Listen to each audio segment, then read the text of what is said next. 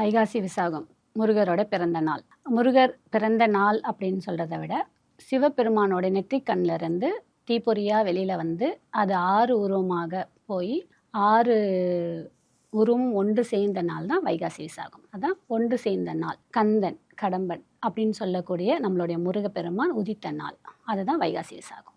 ஏன் அப்படின்னா இந்த பூசம் நட்சத்திரம் மையம் கொண்டு வரக்கூடியதுனால தை மாதத்தில் முதல் வர்றது பூச நட்சத்திரத்தோட வந்தால் தைப்பூசத்துக்கு கொடுக்குற இம்பார்ட்டன்ஸ் விசாக நட்சத்திரத்துக்கு கொடுக்கறது இல்லை வைகாசி மாதத்தில்.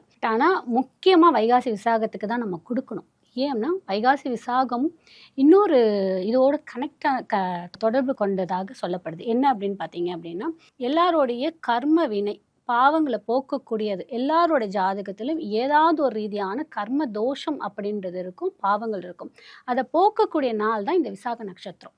அந்த வைகாசிக்கும் விசாகத்துக்கும் இணையக்கூடிய நட்சத்திரம் அது சொல்லுது. ரொம்ப ரொம்ப ஸ்பெஷலான நட்சத்திரம். இந்த நாள் அன்று நம்ம விரதம் இருந்து பண்ணுறது ரொம்ப ரொம்ப, இப்போது எப்படி கந்தசஷ்டி விரதம், தைப்பூசம் விரதம், அதெல்லாம் விட முக்கியம் இந்த வைகாசி விசாகம். ஏன்னா இந்த நம்ம ராமநாதபுரத்தில் இருக்கக்கூடிய ராமநாத சுவாமியும் முருகரும் ஒரே நாள் நம்ம தரிசிக்கக்கூடிய நாளாகவும் இது வைகாசி விசாகமாக சொல்லுது.